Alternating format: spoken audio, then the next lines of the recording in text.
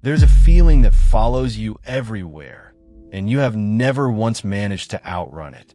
It shows up the morning after the promotion. It shows up the week after you finally bought the thing you swore would fix it. It is a quiet voice that says, no matter what you do, no matter what you reach, not yet. Not quite. Still not enough.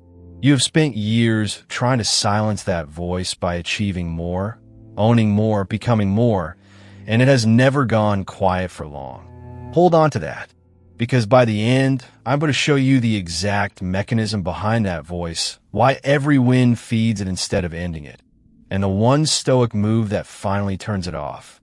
Here is the lie sitting underneath almost everything you chase. The lie is that your worth is something you have to earn, that you're not enough yet, but you will be once you hit the number, win the title, fix the body, prove the point. So you run toward it. And the strangest thing happens. You arrive, and the feeling of being enough does not. It moves. The finish line slides forward the instant you cross it. The Stoics watched human beings do this 2,000 years ago, and they gave it a brutally honest name. They said you're not chasing things. You are chasing a verdict on yourself, and you keep asking the wrong judge. So let me give this mechanism a name, because once you can name it, you can finally see it operating inside you. Call it the borrowed verdict. The borrowed verdict is the moment you hand the decision about your own worth to something outside yourself. A salary, a number on a screen, a stranger's approval, a reflection, and then spend your life waiting for that thing to declare you finally enough. But never will. Not because you have not done enough. Because you handed the verdict to a judge that has no power to acquit you. Your worth was never theirs to give. And until you take that decision back, every achievement is just a coin dropped into a machine that does not pay out. The Stoics saw this clearest in the men who had everything. Picture Seneca, one of the richest men in all of Rome. Villas with floors of imported stone. Tables of citrus wood worth more than a soldier earned in a lifetime. He was not lecturing from poverty. He was lecturing from inside the trap, which is exactly what makes it land. He had won every game the world tells you will make you feel like enough, and he watched men around him who had won the same game stay restless, hollow, hungry. And he wrote a line that should be carved over every mirror on earth. It is not the man who has too little, but the man who craves more that is poor. Read that slowly. Poverty, to a Stoic, was never an empty wallet. It was an empty feeling that no amount of getting could ever fill. There's an old scene worth picturing here, because the Stoics always reason in pictures, not theories. Imagine the great Roman feast. Long tables sagging with food carried in from 3 continents. Wine cooled with snow hauled down from the mountains. The guests eat until they cannot eat, then leave the room to empty their stomachs so they can return and eat again. Watch them. They are surrounded by more abundance than a king of an earlier century could dream of, and not one of them is satisfied. That, the Stoics said, is the whole of the disease in a single room. It is not the hunger of a starving man, which a loaf of bread will cure. It is a hunger that grows the more it is fed. And the man at that table, gold on every finger, is more enslaved than the servant pouring his wine, because the servant can walk away from the table, and the master cannot walk away from his own craving to be more. Now, bring it into your world, because the engine Seneca described did not die. It got an algorithm. Every time you open that app, a machine studies your weakest hour and feeds you the exact image of the person you're afraid you're not yet. The calmer face, the cleaner morning, the life that looks effortless. And something in you flinches just slightly every single time a small verdict delivered straight into your nervous system. Behind. You are behind. You did not choose to feel that way. You were engineered to frame by frame, because your sense of being enough is bad for business. A man who already feels whole is a terrible customer. So the scroll is not entertainment. It is 1,000 tiny trials a day in which you are the defendant, and the verdict is always guilty of not being enough. And it follows you off the screen into the room.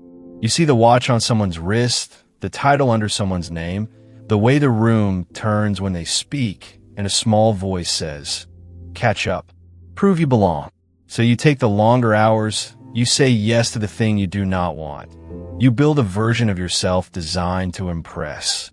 And here is the cruelty the Stoics saw with perfect clarity. You are now spending your one irreplaceable resource, your life, performing for an audience that is barely watching. You trade hours you can never recover for the approval of people whose opinion will not be at your deathbed. Epictetus, who was born a slave and owned almost nothing, cut straight through it. Wealth consists not in having great possessions, but in having few wants. He meant, the freest man in the room is the one who needs no one's verdict to feel like enough. And yes, sometimes the chase takes the simplest shape of all. You buy something. The box arrives. You remember the moment before it came better than the moment after, because the wanting felt like something and the having felt like nothing. This is the same machine wearing a smaller mask. The purchase was never about the object. It was a flinch away from a feeling, the feeling of not being enough. And for one afternoon, the new thing whispers that maybe now you are. Then the whisper fades, the baseline resets, and the voice returns exactly as loud as before. Psychologists have a cold name for this, the hedonic treadmill. You adapt to whatever you get. The new becomes the normal in days. The wanting climbs back to the precise height it started from. Seneca described that treadmill 19 centuries before it had a clinical name. He just called it being poor while rich. And the loneliest moment of a modern life is not being broke.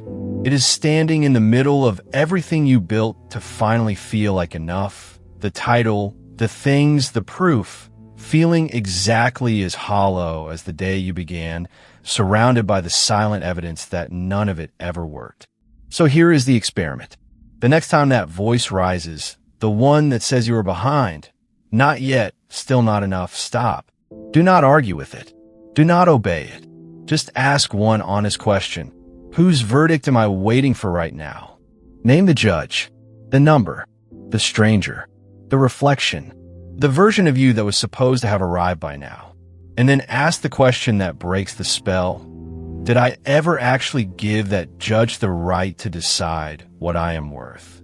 You did not. You only forgot.